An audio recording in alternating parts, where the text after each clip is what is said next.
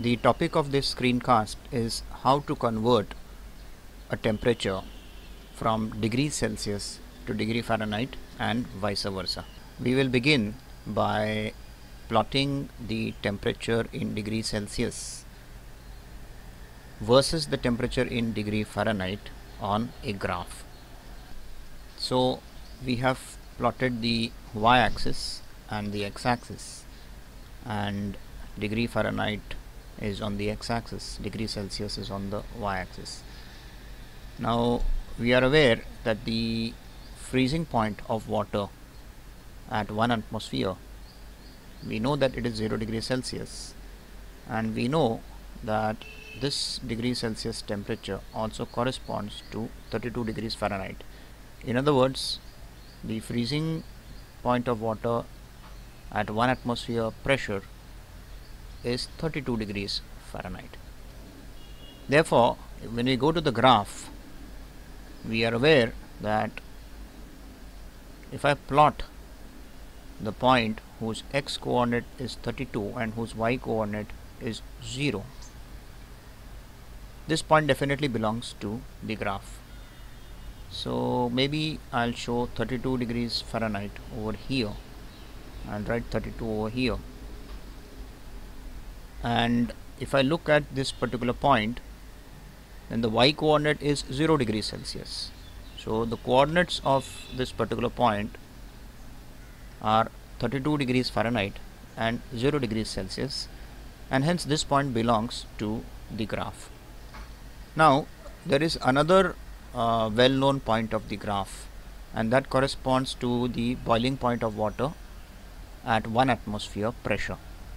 In degrees Celsius, we are aware that water boils at 100 degrees Celsius when the atmospheric pressure is 1 atmosphere.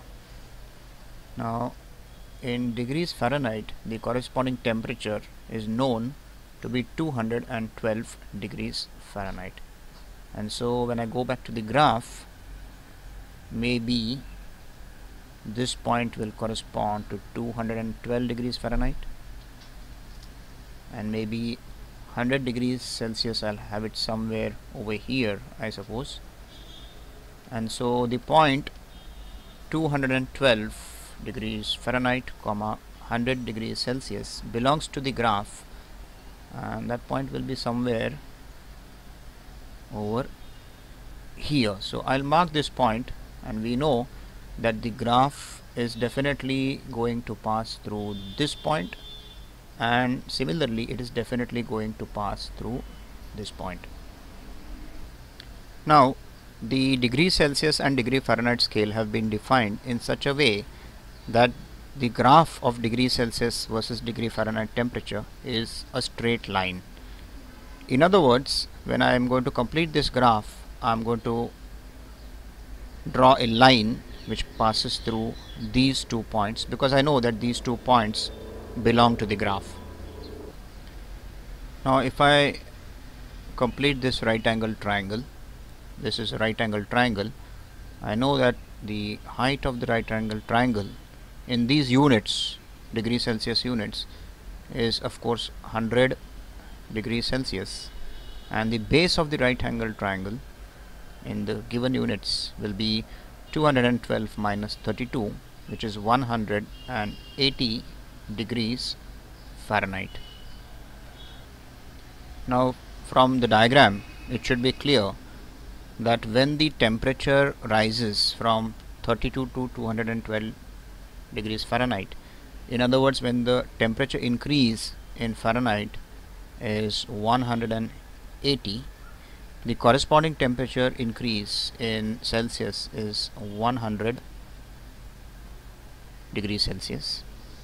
And because this is a straight line, the rate at which the degree Celsius temperature rises and the rate at which the degree Fahrenheit temperature rises, that is going to bear a constant relation.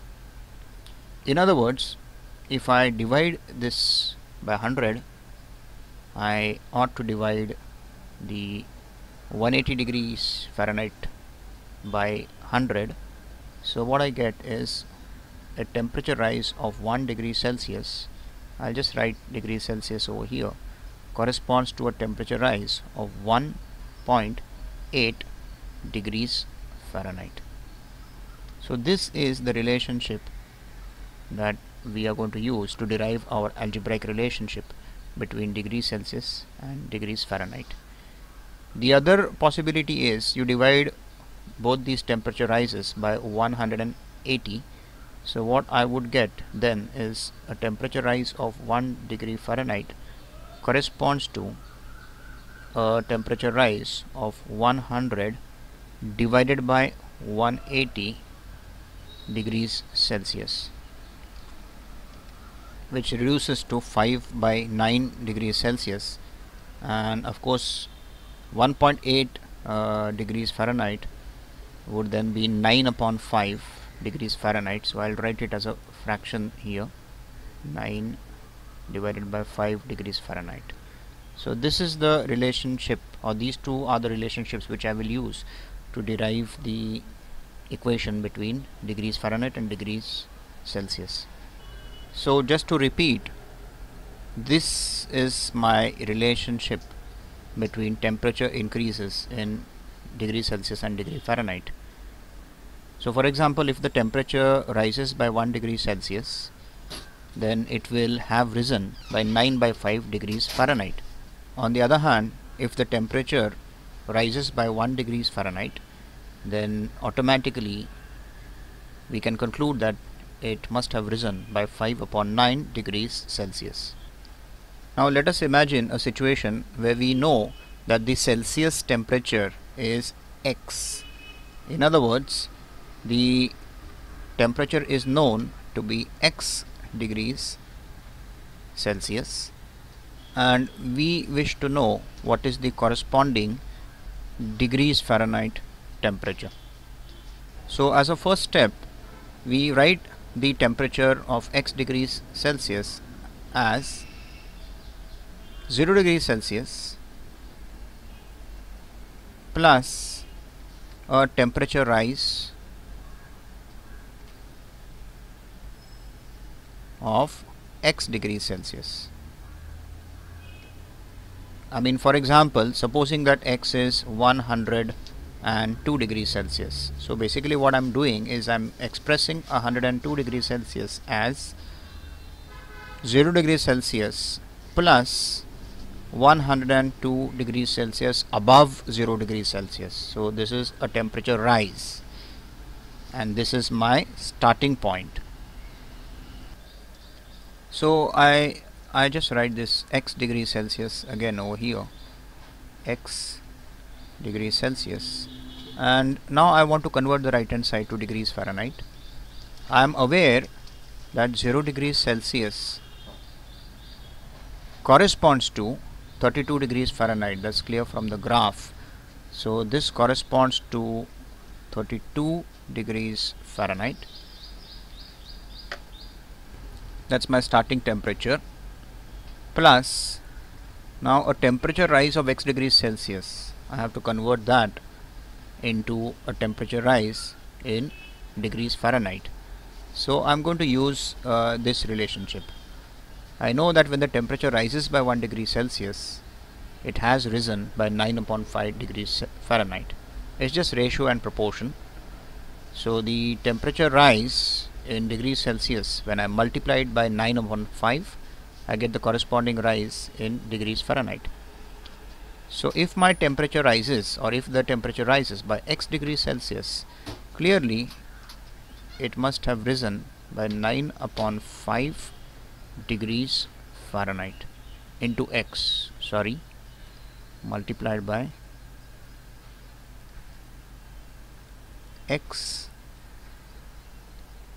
degrees Fahrenheit. So X degrees Celsius corresponds to 32 degrees Fahrenheit plus an additional temperature rise of 9x by 5 degrees Fahrenheit, and I can put it all together and I can write my final equation as follows. I get X degrees Celsius equals 32 plus 9 by 5 times x degrees Fahrenheit. Just to verify whether we have got the correct relationship, let's put x here as 100. So this becomes 100 degrees Celsius.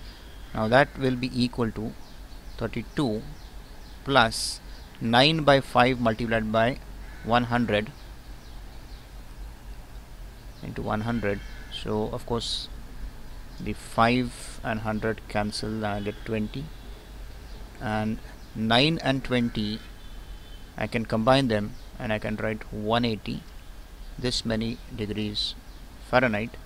And clearly 32 plus 180, which is 212 degrees Fahrenheit, is the corresponding Fahrenheit temperature to 100 degrees Celsius. We already know that. So this is a verification of what we have done. Now of course some people, they remember this expression or derive this expression in a slightly different form. They don't write x degrees Celsius, they say the Celsius temperature is C. So maybe I'll write C in place of x. So C degrees Celsius will equal, what I have here is 32 plus 9 into C divided by 5 degrees Fahrenheit. And the way that they do it is, they want to find the relationship. They want to, if the temperature in Celsius is called C degrees Celsius, then they call the corresponding temperature in Fahrenheit F degrees Fahrenheit, and they try to establish a relationship between this number C and this number F. For example, we are aware that when C is equal to 100, F must be equal to 212. Or we are aware that when C is equal to 0, then F must be equal to 32. So in essence, they are trying to derive a relationship between these two numbers C and F without even involving the unit degree Fahrenheit and the unit degree Celsius in the final equation. Now if you look closely at this relation which we have derived, C degrees Celsius is equal to 32 plus 9C by 5 degrees Fahrenheit. You compare it with this relationship. Clearly this number F, which I have written before degrees Fahrenheit, that must correspond to this bracket over here, which I have written before degrees Fahrenheit. So what can I write now? I am going to equate this particular number with F, and so what I write is F is equal to 32 plus 9C divided by 5. So that's another way of expressing the relationship. Both ways are equivalent. You can write it in this way, or alternatively you can write it in this way. They mean one and the same thing. Now for example, if you look at this equation, let's see what happens when we substitute C equal to 100. So what I get is F equals 32 plus 9 upon 5 into 100, which upon calculation yields 212. Now that means that when C is 100, F is 212, which we know to be correct. So we have verified the correctness of this particular equation, at least in one particular case.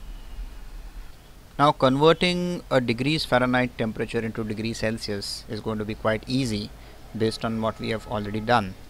So let's imagine that we know that the temperature is Y degrees Fahrenheit, and we want to find the corresponding degrees Celsius temperature. So I write y degrees Fahrenheit as 32 degrees Fahrenheit. That's my starting point.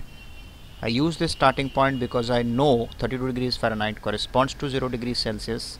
So I'll be able to convert this part easily into degrees Celsius, plus now the temperature difference which I must add to 32 is y minus 32 degrees Fahrenheit. You can check when I add these two, I will get y degrees Fahrenheit. So a starting temperature of 32 degrees Fahrenheit plus an additional temperature difference of y minus 32 degrees Fahrenheit. Now of course y degrees Fahrenheit on the left hand side will be equal to 32 degrees Fahrenheit. I write it as 0 degrees Celsius. I know that's true. Plus, now I go back to my relationship between temperature increases. This time I am going to use this relationship. I know that a temperature rise of 1 degree Fahrenheit corresponds to a temperature rise of 5/9 degrees Celsius, and so a temperature rise of y minus 32 degrees Fahrenheit will correspond to a temperature rise of y minus 32 multiplied by 5/9 degrees Celsius, and I get y degrees Fahrenheit equals y minus 32 into 5/9 degrees Celsius. Now as an example, let's imagine that the Fahrenheit temperature is 32. So I want to convert 32 degrees Fahrenheit into Celsius. So y becomes 32. I just put this term over here as 32, and clearly this entire bracket will now reduce to 0. So what I get is 32 degrees Fahrenheit equals 0 degrees Celsius, which I know to be true. So this is a verification of this equation in one particular case. Of course, the second way to write the relationship is to write it in terms of the numbers f and c. So what I essentially want to do is I first write this relationship f degrees Fahrenheit equals c degrees Celsius, and I want to relate these two numbers f and c. Now if I compare this relationship with the relationship over here, clearly the number here y is actually f, while this number in square brackets, that is actually c. So my relationship then becomes c. Just look at the right hand side. This c is equal to, I won't write y minus 32, I'll write f minus 32 multiplied by 5 divided by 9. That's the second way to write the relation. Again, you just verify. If I put f equal to 32, then I know I get c equal to 0, and I know that c equal to 0 is right, because 32 degrees Fahrenheit corresponds to 0 degrees Celsius. Is the second way of expressing the relationship.